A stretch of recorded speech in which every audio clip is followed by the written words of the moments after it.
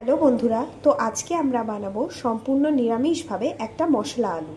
তো তার জন্য আমি এখানে দুটো আলুকে ছোট ছোট টুকরো করে এরকম কেটে নিয়েছি, আর তার সাথে নিয়েছি একটা কাঁচা লঙ্কা, একটু আদা, আর একটা টমেটোকে আমি 4 ভাগ করে নিয়েছি। এটা আমরা পেস্ট করব আর আলুটাকে আলাদা করে ভেজে নেব। কাঁচা লঙ্কাটা একটা নিয়েছি কারণ আমি ঝাল খেতে একটু অপছন্দ করি। তোমরা যারা ঝাল খেতে ভালোবাসো তারা একটু বেশি বা কম কাঁচা লঙ্কা নিতে পারো। এরপর একটা শুকনো খোলাতে আমি নিয়ে নিয়েছি দুটো শুকনো লঙ্কা, একটা তেজপাতা, হাফ চামচ মেথি দানা, 1 চামচ জিরে আর 1 চামচ ধনে। এটাকে আমরা শুকনো খোলায় নেড়ে নিয়ে গুঁড়ো করে নেব। আমরা কিন্তু এখানে মশলাগুলোকে একটু শুকনো খোলায় নেড়ে নিচ্ছি। এরপর মশলা থেকে গন্ধ বের হলে আমরা এটাকে গুঁড়ো করে নেব। মশলাটা দেখো আমরা একটা মিক্সিং জারে নিয়ে নিয়েছি। তো এটাকে একটু ঠান্ডা হতে দেব, তারপর আমরা এটাকে গুঁড়ো করব। ততক্ষণে আমি কড়াইতে নিয়ে নেব একটু তেল। এখানে আমি কড়াইতে সর্ষের তেল নিয়েছি।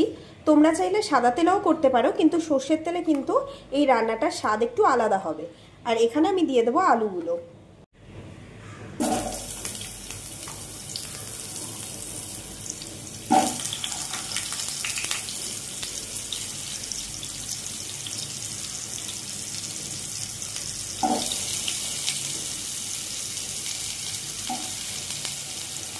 আলুগুলোর মধ্যে যাতে নুন ঢুকে যায় তাই আমি এখানে একটু নুন দিয়ে দিচ্ছি। সাথে দিয়ে দিচ্ছি সানরাইজের টারমারিক হলদি পাউডার।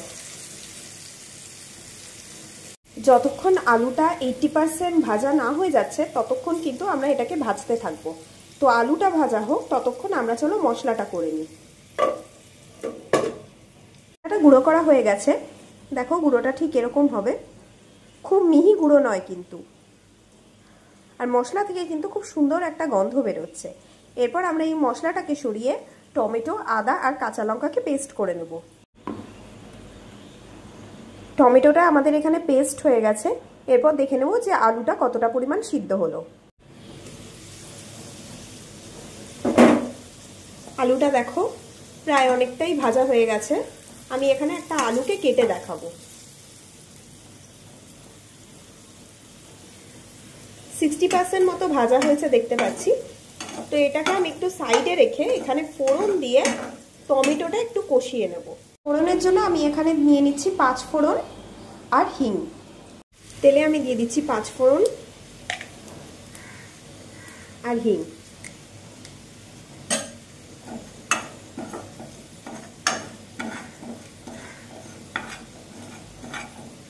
এরপর আমি এখানে টমেটো বাটাটা দিয়ে দেব।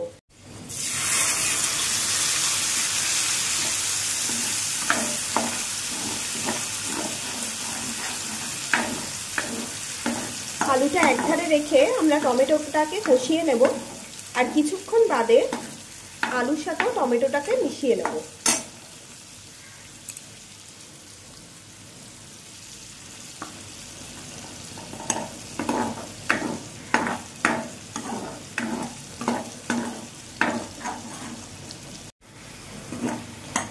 দেখো আমরা এখানে টমেটোর সাথে আলুটাকে কষিয়ে নিচ্ছি। টমেটোর সাথে সাথে আলুটাও যখন এভাবে কষবে তো তখন টমেটোর যে ফ্লেভারটা এটা পুরোটাই আলুর মধ্যে ঢুকে যাবে, আর তখন কিন্তু এর স্বাদটা আরো দ্বিগুণ হয়ে যায়। আমরা কিন্তু এখানে ততক্ষণ পর্যন্ত নাড়তে থাকবো যতক্ষণ না পর্যন্ত টমেটোর কাঁচা গন্ধটা চলে যাচ্ছে। দেখো কি সুন্দর একটা কালার এখনই চলে এসেছে। টমেটোটা কিন্তু একদম কষানো হয়ে গেছে। এরপর আমরা এখানে টমেটো পেস্ট করেছিলাম সেই বাটি ধোয়া জলটা এখানে দিয়ে দেবো।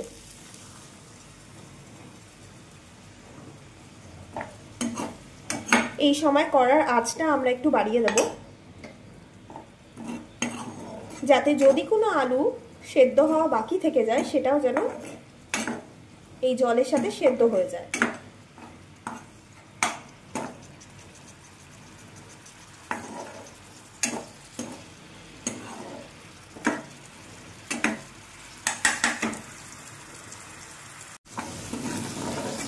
টমেটোটা তেল ছেড়ে দিয়েছে আর তরকারিটাও কেমন একটা গা মাখা হয়ে গেছে। এই অবস্থায় আমি দিয়ে দেব আমাদের বানানো মশলা আর তার সাথে একটু গরম মশলা। আমাদের মশলাটা আমি ছড়িয়ে দিচ্ছি।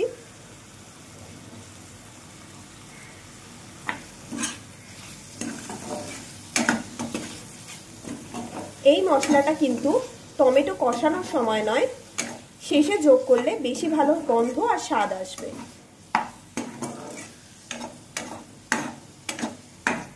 গন্ধটাকে আরেকটু বাড়ানোর জন্য আমি এখানে ব্যবহার করছি সানরাইজের পিওর শাহি গরম মশলা।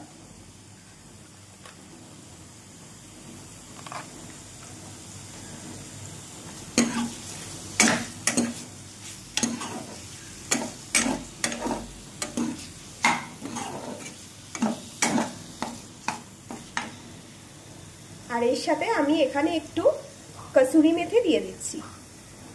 তোমরা চাইলে এখানে ধনেপাতাও দিতে পারো।